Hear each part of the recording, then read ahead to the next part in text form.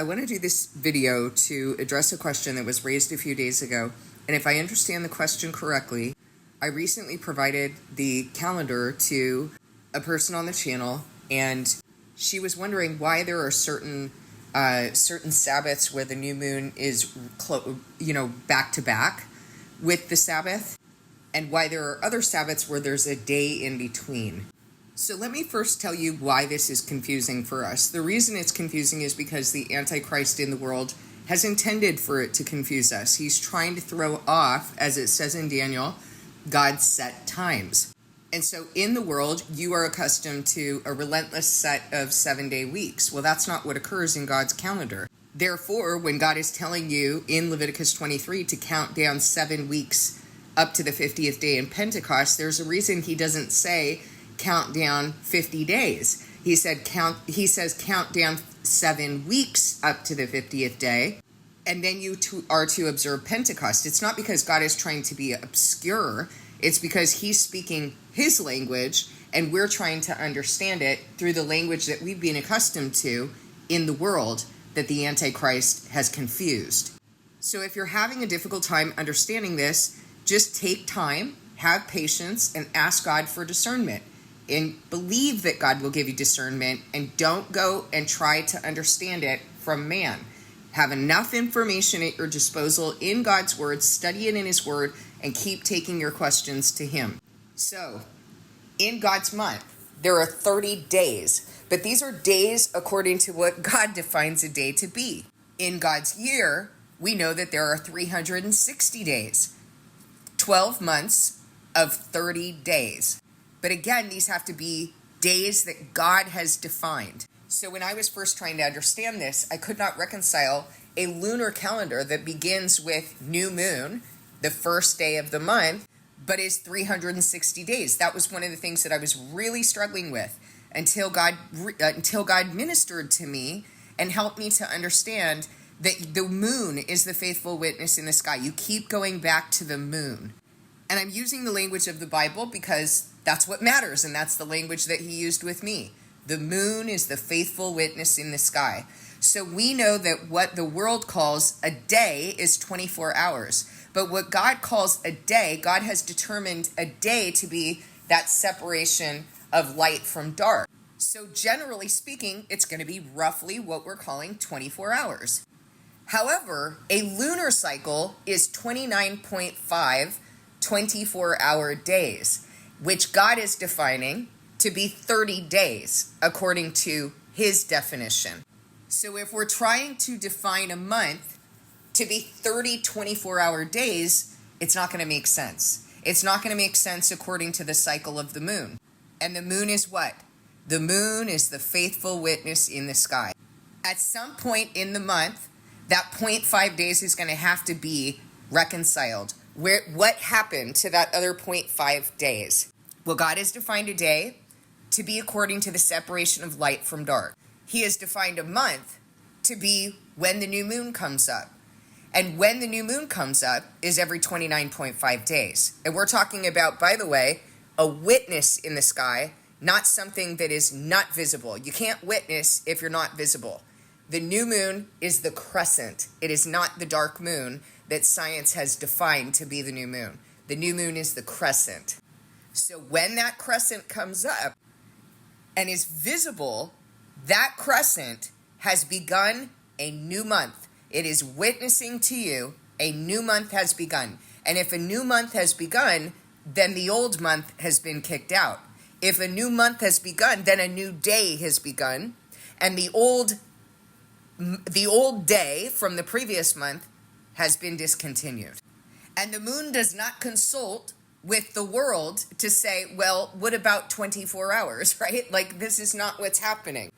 And so these days that are being split between the end of a month and the beginning of a month, they are not going to be full 24-hour days. Some of those days might be 12 hours, for example. So let me give you an example. 30 days in God's month, the 30th day is always going to be a work day. So you have the 29th day of God's month. That's going to end after twilight on that 29th day. Then you're going to begin the 30th day of the month. But what if the 30th day of the month is only 10 hours? What if the new moon comes up or becomes visible 10 hours after the 30th day of the month has begun? Most of us are still asleep at that time. Here where I live, the sun usually goes down like at 7:30 p.m. So that's going to be what, 5:30 a.m.? Some of us are just waking up to go to work. Some of us are still asleep. But the minute that new moon has come up, it's begun the first day of the month. And the first day of the month is a rest day. The 30th day of the month is usually a work day. So you were actually probably sleeping during that time that the 30th of the month was in effect. Now, the only reason this is going to be confusing is not because you're stupid. And this was one of the things that this person was concerned about, is maybe I have some sort of numbers issue where I'm not able to process numbers right. No, that's not the problem. The problem is the Antichrist. The problem is that we have been raised in a world where truth has been thrown down, and we have been observing things according to what the Antichrist has established in the world, the Romans established in the world. That's where we got Sunday through Saturday, guys. That's not in the Bible, so don't act like those are the Sabbaths. So we've become accustomed to, throughout the world, prostituting ourselves essentially to what the Romans established. But God's calendar is not that way. He doesn't have named days. He has numbered days. Those days are numbered from the faithful witness in the sky. New moon begins a rest day. It begins on a rest day. That is a rest day. Then you count down 6 work days and then a 7th day, which is a rest day. And you do that 4 times. And then the end of the month is a work day, which is the 30th day. And you start back over with a rest day on the first day of the month. It really isn't complicated. It's very simple, but it's difficult to reconcile with what we have grown accustomed to our entire lives. My little grandson watches this program called The Wiggles sometimes. Not all of the programs, because we don't agree with all of the songs. But one of the songs, a couple of the songs that they do are, they sing about Sunday, Monday, Tuesday, Wednesday. They sing about the months of the year. So we have to become somewhat accustomed to these things. But because we have to live in this world, unfortunately, and communicate with others in the world from time to time.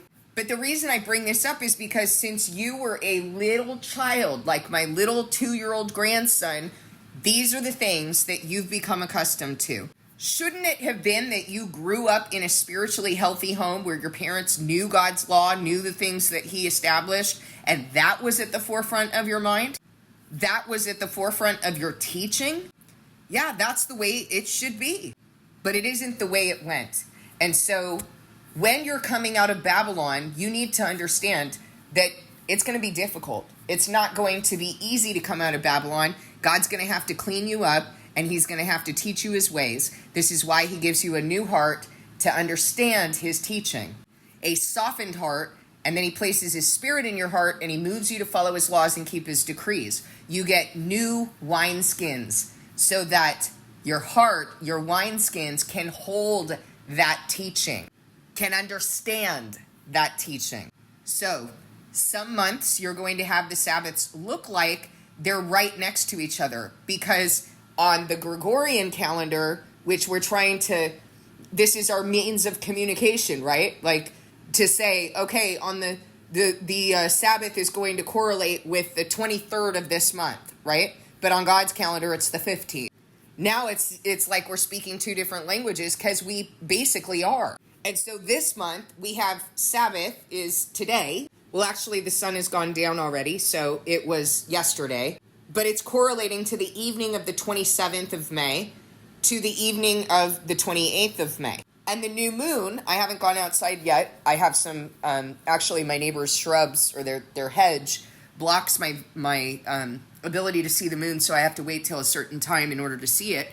But for this particular month on God's calendar, new moon is going to correlate with the 29th of the month of May. So at some point, the new moon is going to come up. It's going to be visible. Somewhere between now and then is the 30th of the month, where it's a work day. The 30th of the month on God's calendar. Is that bonkers or what? I mean, it's completely different from what we have understood, but God's ways are not the ways of the world, and God's ways are the only thing that matters. Now, there are other months where the 30th day of the month on God's calendar is going to represent a larger day, a larger portion of what we consider to be a 24-hour day. And so you could have the 28th of the month be a Sabbath, and then the 29th you could have correlating to the 30th day on God's month, and then you could have the 31st on a Gregorian month correlating to the 1st of the month on God's calendar. Again, what is the criteria for this? It's when the new moon comes up. And what is the definition of the new moon? It is the crescent. It has to witness to you. Something that is not visible is not witnessing to you. Now, how did I come up with this? How did I establish this calendar?